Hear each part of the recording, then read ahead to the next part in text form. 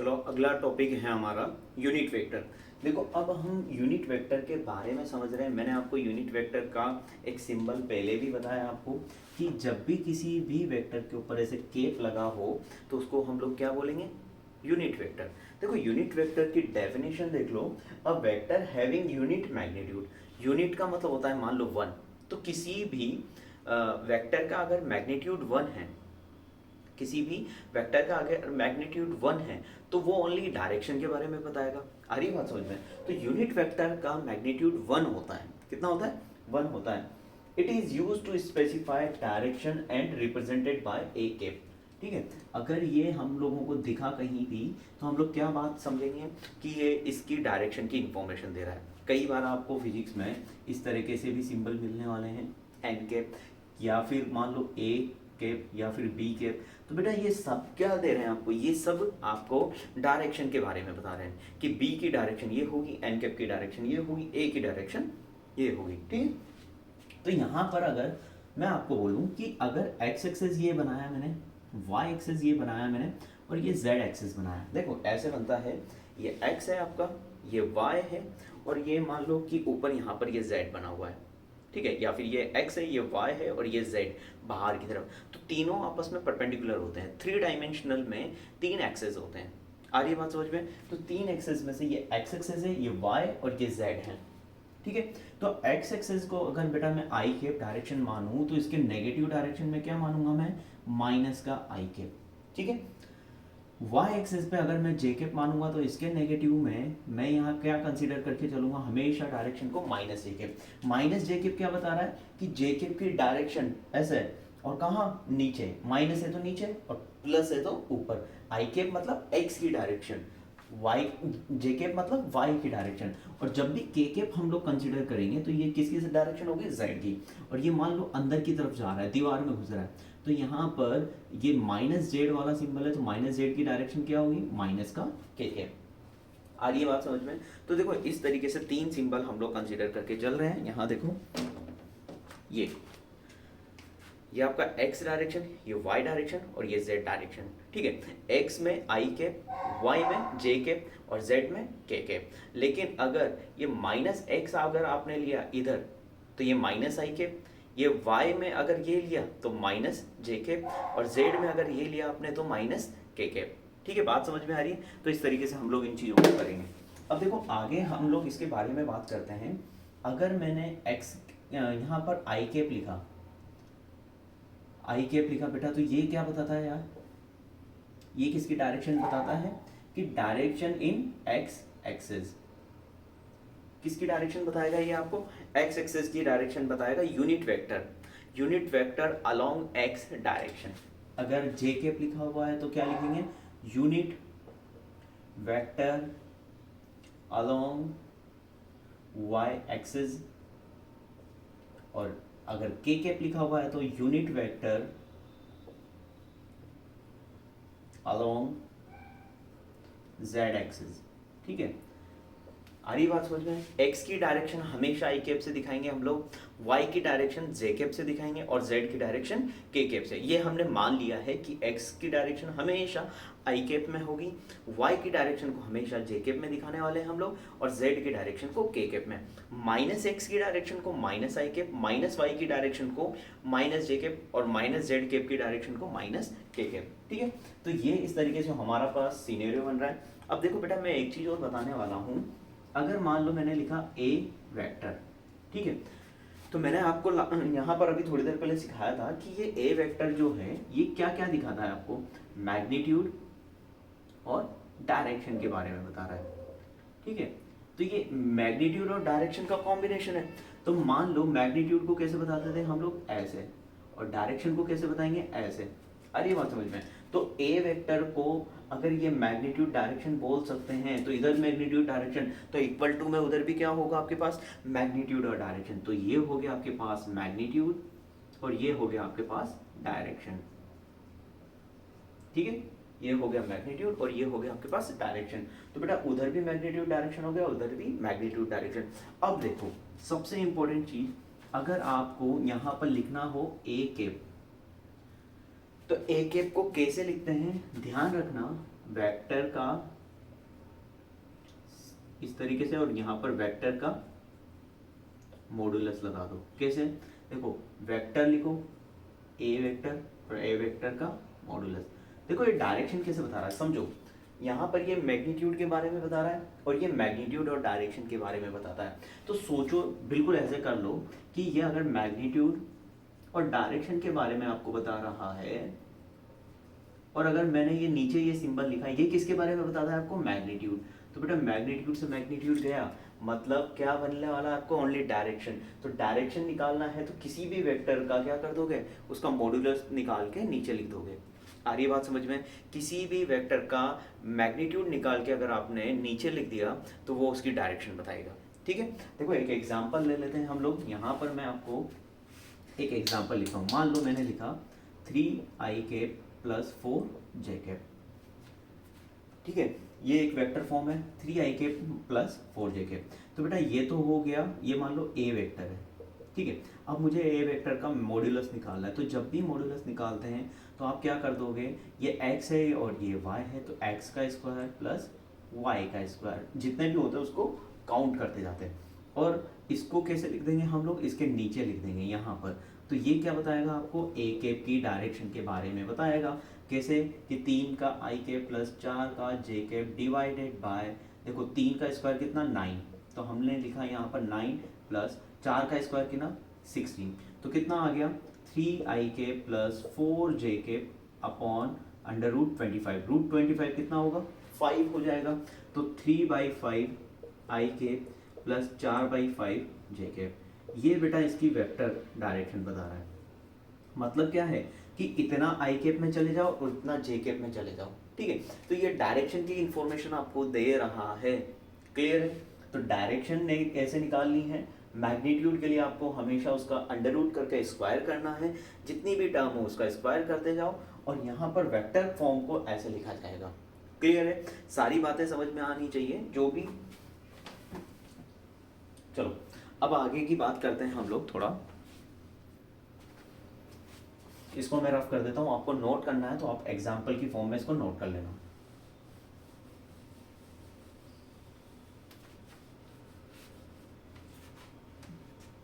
चलो अब हम लोग बात करते हैं बेटा कोऑर्डिनेट सिस्टम की। तो देखो मैं ये मान लो कि यहाँ पर x डायरेक्शन में 1 मतलब 1 मीटर चले जाओ, तो x डायरेक्शन में 1 मीटर आओगे तो x में कितना चले? 1। y यहाँ पर y तो 0 होगा और z भी कितना होगा? 0। तो मैंने मान लिया ये a है हमारे पास और ओरिजिन पे कितना होता है हमारे पास? 0,0,0। ठीक है, ये a हो गया बच्चों। ये b पॉइंट मान लो, ये क्या है? ओनली y की पोजीशन बता रहा है। देखो y एक्सिस में जा रहे हैं तो x में डिस्प्लेसमेंट कितना है? 0। z में कितना है? 0। तो हम लोग किसकी बात करेंगे? ओनली y की। y में मान लो हम लोग 1 गए तो x और z में 0 0 हो गया। ठीक है, और अगर मैं इस पॉइंट के कोऑर्डिनेट मान लो c से डिनोट करूं तो बेटा ओनली z में डिस्प्लेसमेंट हो रहा है, तो x और y कितना होगा? 0। तो 0,0,1। आ रही है बात समझ में? अब देखो मैं इस पॉइंट के कोऑर्डिनेट आपसे मांगना चाह रहा हूँ। तो बेटा ये देखो, ये x एक्सिस हो गया, ये y एक्सिस हो गया, इसके प्लेन में है ये।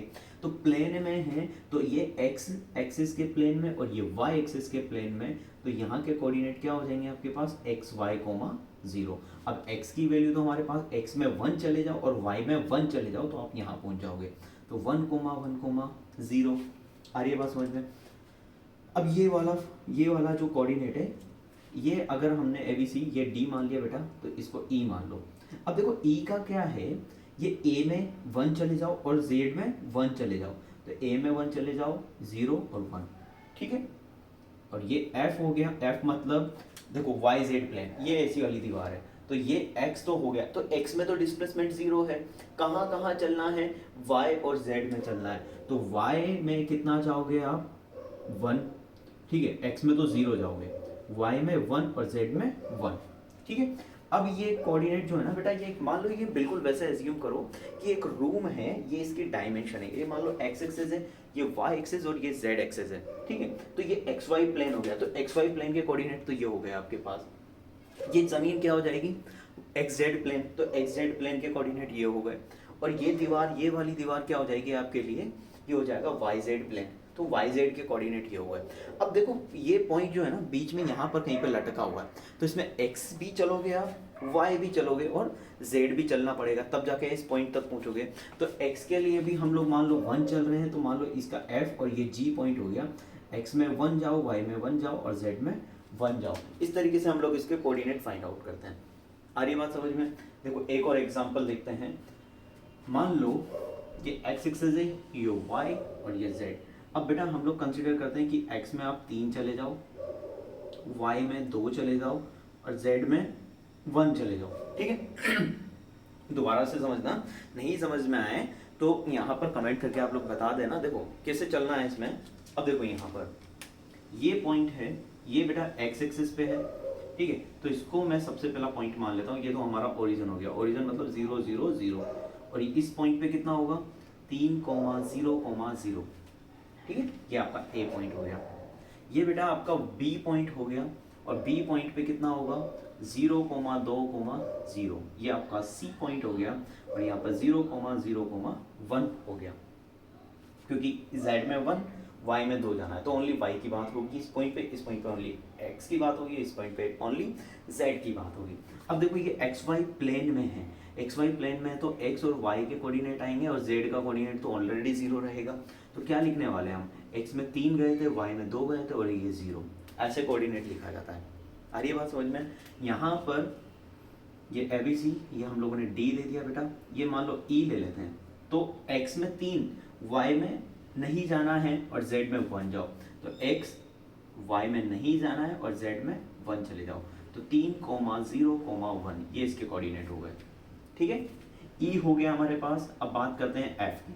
तो बेटा ये जो प्लेन है, ये वाला दीवार YZ की दीवार है, तो x का कोई काम नहीं है, तो यहाँ पर क्या लिखेंगे 0 y z। तो बेटा 0 तो x तो 0 हो गया आपका, y कितना हो गया आपका 2 और z कितना हो गया 1, तो इसके कोऑर्डिनेट कितने हो जाएंगे 0 2 और 1। और इस पॉइंट को अगर हम लोग कंसिडर करेंगे, ये बिल्कुल ऐसा है जैसे हवा में था, तो x में 3 चले जाना है आपको, देखो एफ जी आ गया, x में 3 चले जाना है, y में 2 चले जाना है और z में 1 चले जाना है। इस तरीके से कोऑर्डिनेट को डिसाइड करते हैं। कोऑर्डिनेट सिस्टम में आपको 3 डायमेंशन की इंफॉर्मेशन होना ज़रूरी है। देखो 3 डायमेंशन क्या होता है, ये 1 जहाँ पर ऑब्जेक्ट की तीनों एक्स वाई जेड तीनों एक्सिस में चेंजेस हों, ये एक्स हो गया, ये वाई और ये जेड। तो पॉइंट अगर यहाँ लटका हुआ है बीच में कहीं पे, तो ये जी वाला पॉइंट हो गया। पॉइंट अगर ये एक्स और वाई प्लेन में है आपका, तो ये डी वाला पॉइंट हो गया। पॉइंट अगर इन दोनों प्लेन में है तो एक्स और जेड चेंज हो गए ओनली, तो ये वाला पॉइंट हो गया। और पॉइंट अगर इस प्लेन में है बेटा, यहाँ पर कहीं पे है पॉइंट, तो कौन सा चेंज करेगा, वाई और जेड की वैल्यू आएगी, तो एक्स क्या होगा उसके लिए 0। आ रही है बात समझ में? अब देखो हम लोग इसके लिए पोजीशन वेक्टर लिखते हैं। देखो पोजीशन वेक्टर समझना बहुत जरूरी है, पोजीशन वेक्टर, ठीक है बेटा। अब देखो ए पॉइंट का पोजीशन वेक्टर कितना है, ए में कैसे डिफाइन करोगे कि ए में 3 एक्स डायरेक्शन में है, तो एक्स में 3 चले जाओ, तो एक्स की डायरेक्शन को क्या लिखते हो आप लोग आई कैप, तो एक्स में आई कैप, तो यहाँ पर ए पॉइंट की पोजीशन वेक्टर क्या लिखोगे कि आई कैप 3 आई कैप, ठीक है। अब हम लिखते हैं बी की, तो बेटा बी में ओनली वाई में जाना है, तो यहाँ पर बी का क्या लिखोगे आप 2 जे कैप, और सी के लिए क्या लिखोगे आप ओनली 1 के कैप, ठीक है। जब 1 डॉट के कैप होगा तो इसको ओनली के कैप भी हम लोग लिख सकते हैं, ठीक है। अब बात करते हैं ए बी सी, अब बात करते हैं बेटा डी पे। देखो डी में कितना, डी को डिफाइन कैसे करोगे, एक्स में 3 चले जाओ, वाई में 2 चले जाओ, तो यहाँ पहुंच जाओगे। तो एक्स में 3 एक्स में जाना है, एक्स में मतलब आई कैप, 3 आई कैप में चले जाओ और वाई में 2 चले जाओ, मतलब जे कैप में 2 चले जाओ, तो 3 2 जे कैप। देखो बन गया ना वेक्टर फॉर्म, ये सारी वेक्टर फॉर्म है, ठीक है। अब देखो किस पॉइंट के लिए बात करें, ई पॉइंट के लिए बात करते हैं। ई पॉइंट के लिए क्या होगा, x में 3 चले जाओ, z में 1 चले जाओ। अब z की डायरेक्शन कैसे लिखोगे, के कैप से, तो x में 3 आई कैप और z में 1 के कैप, तो 1 को मैंने डायरेक्टली के कैप लिख दिया। e के बाद बेटा f के लिए लिखोगे, तो y में 2 चले जाओ, z में 1 चले जाओ, तो कितना y मतलब j कैप, तो 2 j कैप और 1 के कैप, ठीक है। अब इस पॉइंट के कोऑर्डिनेट लिखो जी के। तो देखो जी में तीनों कोऑर्डिनेट चेंज हो रहे हैं एक्स वाई जेड। अब देखो कैसे लिखोगे, 3 में आई केप, 2 में जे केप और 1 में के केप। तो ऐसे लिखना है 3 i cap plus 2 j cap plus k cap.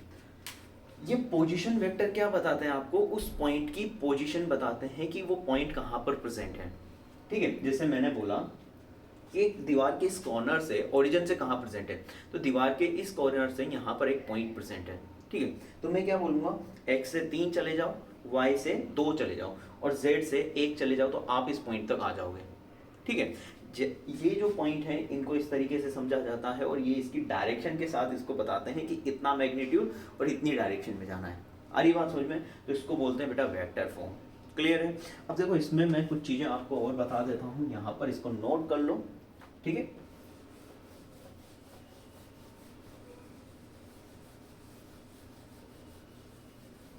अब देखो मैं इसका वेक्टर फॉर्म आपको लिख के बता रहा हूँ। जैसे मैं जी की बात कर रहा हूँ, तो जी के लिए अगर आपको 3 i cap plus 2 j cap plus k cap दिया हुआ है, और अगर मेरे को इसका मैग्नीट्यूड निकालना है, ये तो जी वेक्टर है।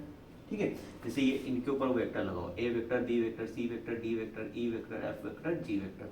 ठीक है, अब मुझे बेटा अगर मेरे को मैग्नीट्यूड चाहिए तो मैं कैसा सिंबल लगाऊंगा, ऐसा या फिर ऐसा। तो इसका मतलब मुझे मैग्नीट्यूड चाहिए, और जब भी मैग्नीट्यूड चाहिए अंडर रूट करके उनका स्क्वायर करते जाओ, एक्स का स्क्वायर प्लस वाई का स्क्वायर प्लस जेड का स्क्वायर। ठीक है, मतलब अंडर रूट एक्स मतलब 3 का स्क्वायर 9, वाई मतलब 2 का स्क्वायर 4 और जेड मतलब 1 का स्क्वायर 1। कितना हो गया बेटा, 9 13 14, अंडर रूट 14। ये इसका आपको मैग्नीट्यूड मिल गया अंडर रूट 14। अरे बात समझिए, अगर ये तो मैग्नीट्यूड मिल गया, अब मुझे डायरेक्शन चाहिए, तो जी कैप डायरेक्शन अगर मुझे चाहिए तो डायरेक्शन के लिए मैं क्या लिखूंगा, सिंबल जी कैप। और जी कैप कैसे निकालते हैं, जी वेक्टर अपॉन जी वेक्टर का मैग्नीट्यूड। देखो यहाँ पर मैंने दिखाया, जैसे ए कैप कैसे निकालते हैं, ए वेक्टर अपॉन ए वेक्टर का मैग्नीट्यूड। तो यहाँ कैसे निकालोगे, जी वेक्टर अपॉन जी वेक्टर का मैग्नीट्यूड। जी वेक्टर कितना है आपके पास, 3 आई कैप प्लस 2 जे कैप प्लस के कैप, और मैग्नीट्यूड कितना है बेटा, अंडर रूट 14। ये पूरा जो है ये जी कैप की डायरेक्शन बताएगा। ठीक है, आई होप आपको समझ में आया हो। कोई भी डाउट है तो कमेंट कर देना। Thank you so much.